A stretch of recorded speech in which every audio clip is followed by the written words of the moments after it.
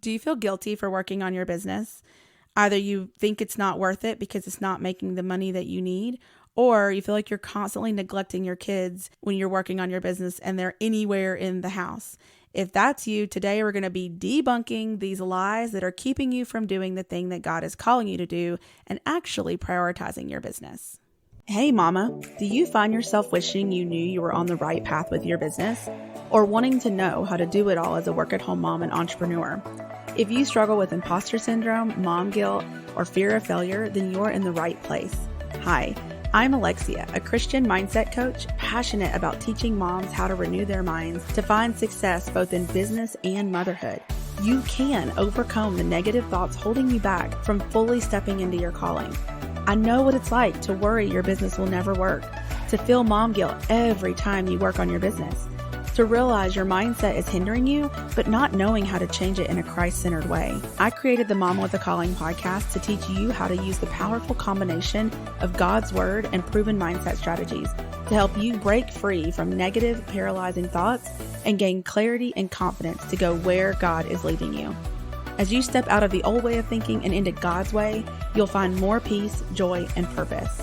Pop in those earbuds and get ready to let God work in you so He can work through you. Hey there, and welcome back to the Mama with a Calling podcast. This is Alexia. I'm so glad that you joined me for another episode. Today's episode is a follow-up to the last episode where we talked about this shift on how to look at our schedules. And instead of looking at our schedule and deciding what we can do, saying, God, what are you asking me to do? And then figuring out a way to adjust our schedule to match that, even if we don't see a way. And I wanted to do today's episode as a follow-up for all of the mindset blocks and things that could get in the way from you actually doing that, because it sounds nice in theory, but if we really don't know how, like we're seeing the schedule and we just don't know what to do with it, I wanted to give you some direction, some questions to ask yourself to help you undo those mindset blocks, because you might be saying, what does a mindset block have to do with this? I have a schedule and I have specific times, like I can't do anything about that. But a lot of the way we think, right? I mean, our thoughts affect how we act, meaning how we prioritize things, what we value in our week, what we're doing with our time. All of those things are based on what we are believing is worth our time, what we believe we should be doing or shouldn't be doing. And so I want to talk about some of those things. But before I get into the episode, I wanted to let you know about a free guide that I have called Blessed Balance for Christian business moms. And this is going to help you. This is a free guide. Just go to mamawithacalling.com/blessedbalance, just one word. And this is a free guide that's going to help you look at all the different parts of your life, all the different things that you have to juggle. And in a really systematic way, it's using the Wheel of Life concept.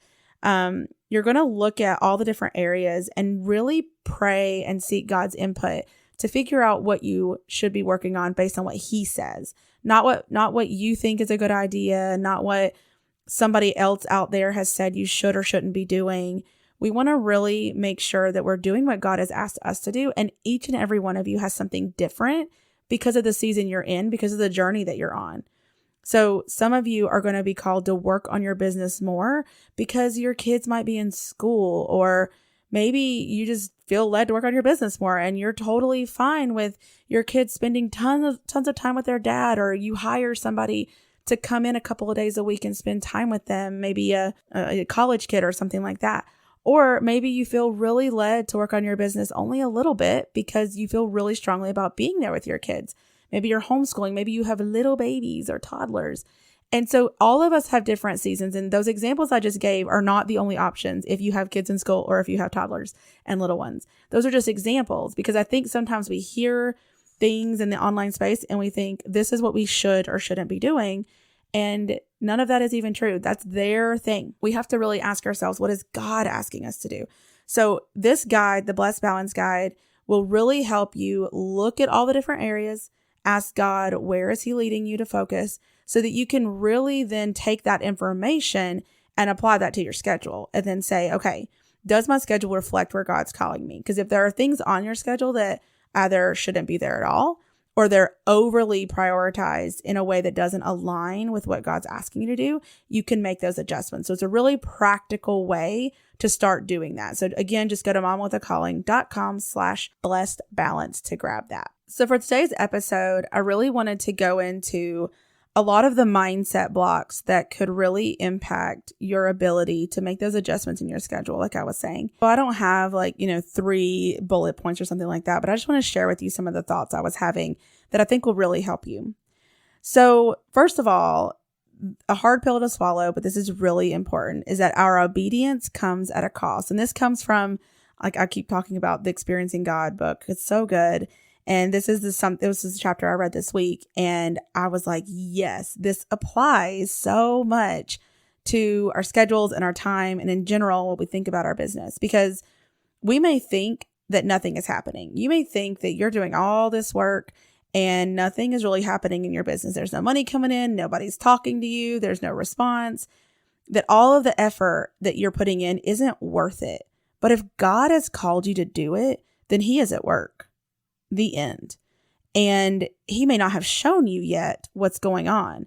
You may be planting seeds in people's hearts. You don't know if you have 3 people listening to your podcast or reading your blog or watching your YouTube channel, but they're being changed. Their hearts are being changed. And that is God at work. And so the question is, are you really going to continue doing the work that God has given you if it doesn't do what you want it to do? That's a tough one, right? Because if it makes the money or shows the result that you think, then that's the only thing that's going to make it feel like it's worth it to you. Because a lot of times God's asked people to do things that it doesn't go the way they thought at all. In the end, they receive the provision. In the end, they see the fruit of their labor, but sometimes they don't. And definitely, I shouldn't say definitely, but a lot of times it's not on the timing that they needed. It's not the amount they needed. Often it's more. There's all of these things and all these different ways that God is going to work through this. But just because it doesn't look like you want it to look right now does not mean it's not important. And it doesn't mean that you should stop doing it. And I think a lot of people really are struggling with that, honestly, because you need the money, you need the provision. And so then I would question if maybe you're being led to have a part-time job or to do it via VA or something like that. There are other ways to make money. And I have another episode on this. I'll have to put it in the show notes. I don't know off the top of my head, but where I talk about the idea of Paul being a tent maker. And that doesn't mean he's somehow doing less of his work because he's providing for himself. It is good to provide for yourself. And if you need to, and your business isn't able to right now, because for whatever reason, whether it's because it's new, whether it's because you have things you need to work out, whether it's because it just takes time, or it's just not the time for it to be bringing in that provision, it doesn't mean that you're somehow losing faith or not trusting God because you got a part-time job. You're being a good steward of the things that God's asked you to do. Now, question, do you really need to have that part-time job? Because how are your finances? Are they just tight? Or is it you need to make money, right? And so those are all questions, all things that you need to sit with God on. But I do think there's this danger of us saying, well, it's not even worth it to do that because I'm not going to make any money from it. But is God asking you? Our focus needs to be on obedience, not just money. So I hope that you want to do what God has asked, even if you never see a return. Yes, you need the help and you need to be provided for, but it will be okay working those side jobs or whatever other way, but it doesn't mean to stop doing the work that God gave you anyway, right? Even if you're working a full-time job and you still feel led to do the thing that God's given you, then do that podcast on the side. That's okay. We have to keep our eyes on God to keep going when no one else seems to care, when no one's responding, when the money's not coming in. You have to constantly remind yourself of who you are working for and why. What's the real goal with what you're doing? It's not fun to have it be without reward. Our minds are going to work in a way that we are going to want to see a reward for what we're doing. And it will, the lies will start to come up that you're going to work forever for nothing. And it's never going to work out. And this is a waste of time. And you start to panic, but God brings the harvest. When you sow those seeds, when you do work, He is blessing the work of your hands, and you have to trust Him. and his timing and what he decides to bring you when he decides to bring it to you. This, of course, needs to be balanced with us actually doing the work needed. So we can't say something like that, but then we're not actually doing the work in our business that we're supposed to. But if you're doing the work to the best of your ability and it's not providing for you, then you need to be okay with that, because that means that God just is simply asking you to do this, but it's just not providing for you yet. And you're going to reap what you sow. If we haphazardly sow all different directions at different times, we're not really cultivating the conditions for growth. So meaning if you're bouncing from this idea to that strategy to this business idea to this tactic, and you're doing all these things, your business isn't going to grow because you're doing all sorts of random things. You have to cultivate the conditions for growth, picking one direction, focusing on one thing, one message, all of those things. And God will bless you on the road with little signs of the fruit of your labor along the way. So meaning maybe it's like seeing that little sprout come up. Like you've been toiling and planting all these seeds and tilling up the ground. I should say it in order. Tilling up the ground and then planting the seeds and tending to the soil and watering it and all this stuff. You don't know if anything's going to happen. You're just planting seeds and you're hoping something's going to happen. And then after weeks, you see a little sprout and it's like, oh my gosh, it's working. That's the kind of stuff that God gives you, those little blessings. Somebody buys something. Somebody reaches out on social media and says, hey, your podcast impacted me. Somebody replies to an email from your weeks and weeks of email where nobody's replied, and somebody replies back and says, I love getting your emails. They're so encouraging. Those little sprouts or those little bits of encouragement that this could be a harvest if you just keep going. But seeing that little sprout does not guarantee there's going to be a full crop or a harvest or anything, right? It still has to be tended to. You still have to stay the course. The same nurture that was needed to get it there, you still have to do that plus some, and even changing what you're doing along the way, because as the plant grows, as your business grows, you will start to need to do different things in order to cultivate that, in order to help it grow. And in the end, though, what's really interesting, if you think about it, is we don't actually do anything to make it grow. It grows inherently on its own, but like God is the one bringing the growth. But we are there to sow that seed and to keep nurturing it and doing our part to facilitate or to allow for that growth, to give it room to grow. The other part I want to talk about, so that was the part about our time feeling like it's worth it, or should we schedule it and that kind of stuff. So I want you to also consider asking yourself how you think of this business. Do you think of it as a business? Do you think of it as something that God has called you to, that you need to prioritize in your life, in your schedule? And if so, are you currently doing that?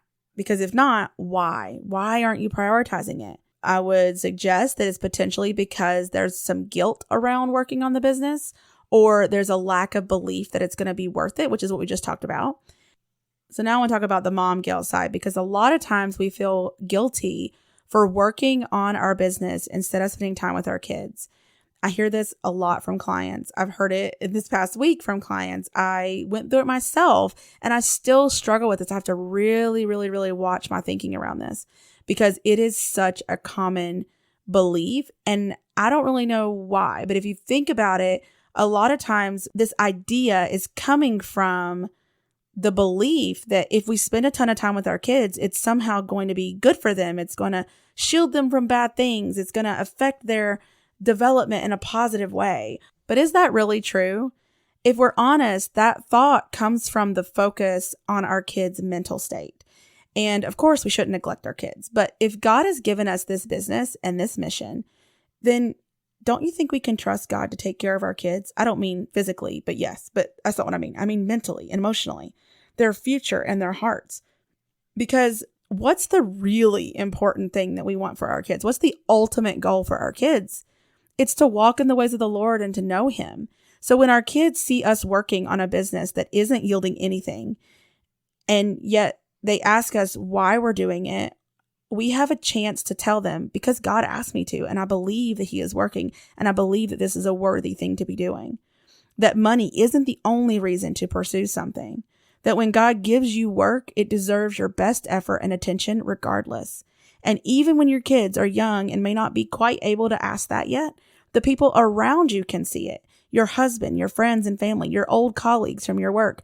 Everybody sees that you're committed and working on something that doesn't seem worth it to them. It's not making money yet or whatever. You're not super successful, quote unquote. And you get to say, I'm obeying God. I'm doing this because God has given me this work. And this actually connects with the verse that I was reading earlier this week in 1 Samuel. So it's 1 Samuel 10:11, and this is right after Saul has been anointed by Samuel, and he's telling him that there's going to be these 3 things that's going to happen, these 3 signs, and it's going to culminate in him prophesying. And in verse 11, it says, everyone who knew him previously and saw him prophesying with the prophets asked each other, what has happened to the son of Kish? Is Saul also among the prophets? And that little verse just stood out to me because I thought, how important is it that people knew him before, during, and after? Because they had to know that he doesn't normally prophesy to see that something is up. Something is different, because that's not what Saul does. So for people to see you through the journey is important, because then when he gets chosen as king by Samuel, they're like, oh, they're connecting the dots. We saw him prophesying and now he's chosen as king. He really is anointed. He really is chosen. And God gets the glory in that, not Saul So in our own lives, we have to think about how the opportunity for people to see us going through the struggle, the opportunity for them to see us not making money, but still doing the thing, is going to bring God the glory. Because after God is moved, they're going to see that it was him. It's not you. He's going to get glorified in that. I keep talking about this to my friends, but I have, like, in high school, in college, maybe even in grad school, I am not the person who can read a book or a story or whatever and tell you the alternate meaning, like the deeper meaning of something. But I can do this with the Bible now. And it's that I know it is not me, because I have a whole life of proving that I do not know how to do that. And so I know that God is working through me with that gift, because I don't have that gift. I've tried for years and years to do that in school. I struggled through those English classes of writing papers with a deeper meaning. Literally in senior year of high school, the teacher, I gave my answer for what I thought was a deeper meaning. And she literally said, that's stupid. We don't need stupid answers like that. Not okay. I get it. But still, that just shows you how off base I was. And now I can't. It's like it's everywhere. So and that's just in my own life, right? But when we see God moving through us like that, it's powerful. But it's even more powerful when those around you see that journey, and they won't see the full culmination of the journey if you give up. So if someone sees you working on this, but nothing happens, yet you continue to work, not from I know I'm going to make money one day if I just keep on working, not from that perspective, but from I'm trusting God and doing the work that he's giving and trusting that he will provide for my needs and he will bless me according to what he decides. If you operate from that place, that is where he's going to be glorified. And the amount of time, or what we should be doing, cannot be determined by anyone but us and God. We have to seek God's direction and do as he directs. He knows the needs of your kids, the point of the mission of your business, etc. You have to make sure that your reason for choosing something isn't based on shame or shoulds or your own desires, even to an extent. Fear that you won't make enough, so you work harder than you need to, or shame that you aren't spending all your time with your kids because Instagram moms say that you're supposed to do that, or else you're a terrible, neglectful mom, or working on a million different things in your business because you quote unquote should, if you're really serious about your business and having success, because some online guru out there says that you need to do it when they don't even know you. They don't know your situation and they don't know what God's calling you to do. We like working more than playing Legos, if we're honest. So we choose it, right? We don't want to sit there and do pretend stuff with our kids. Like, yes, we love our kids, but we really like to choose our business. But God chose us to build relationships with our kids. And he's also building our character in the process. I don't know about you guys, but that patience and like building up long suffering by building Legos, or having to pick up the Legos, or try to get my kid to pick up the Legos when he explodes them everywhere. Those are good things, right? Self-control and kindness when your kid says, "Look, mom," for the 1,000th time. These are all part of character building. Nothing in your life that God is calling you to is wasted. And so I don't know if that resonates with you at all, but those are the two big areas I see. There are a number of reasons, right? And a number of ways for you to adjust your schedule. Again, grab that freebie, the Blessed Balance Guide. Just go to mamawithacalling.com/blessed balance to get that. And that will help you kind of see what you need to be doing with your schedule on the tactical side. But these two things are the biggest things I hear moms say, is that they feel they're not really sure that their business is worth it because of the money it's not making. Honestly, that's what it is. Or not the feedback. And usually it's like, at least they wish they could have someone reaching out on from an email or on Instagram or something. But even if they have that, I will say that even the next level is, but it's not making money. Like, people are responding, but it's not making money. And so there's this thought that it's not worth it. And so that's the first one I was talking about obedience comes with a cost, and really questioning and looking at your heart in that way. And then the second one is mom guilt and feeling like you should be doing something else and you shouldn't be doing your business. And I don't know if I said this, but I'll say it here real quick. A lot of times moms feel like they're not allowed to work on their business because they actually enjoy the business. You actually love doing this. And we're not used to just stepping away from our family and allowing ourselves to do something we love. And we can't even fathom and understand how God can call us to do something. It's work. We love it. And we're going to get paid. And it's going to be like, is this real life? Like that kind of thing. And we don't know how to quite process that. So I hope these really help you as you're working on your schedule. If you were convicted from the last episode to feel like you really needed to look at your schedule and make those adjustments, but you really didn't know how. It's like you see the schedule, but you don't know how to actually do it. These mindset shifts are going to help you with that and grabbing that free guide. And if you need that extra one-on-one support, if you need the help with working through these mindset things, or you still don't see how in the world this is going to work, book a biblical mindset session with me. I would love to support you in this, to work through whatever is blocking you. And we can create a custom spirit-led action plan in our session that will give you action steps for the week. So you can start making progress in these areas, changing your schedule, making those adjustments through the mindset shifts that you'll have, and really identifying those so you can really get in alignment and say, God, I'm here. I'm trying to do what you're asking me to do. And you're taking those actions, because faith without actions, without works, is dead. Because saying, I believe God's called me to this, but then not doing anything about it is not really believing God called you to this. Because if you did, how would that change how you showed up in your business? So I hope these help you see how your mindset really does impact how you act. Because if you don't believe in something, if you feel guilty about it, if you feel like it's not even worth it, you're not going to make time for it. So we have to shift those thoughts so we will make time for it and we'll prioritize what God is asking you to do. All right, that's it for this episode, and I will see you next time. And in the meantime, keep pursuing your calling.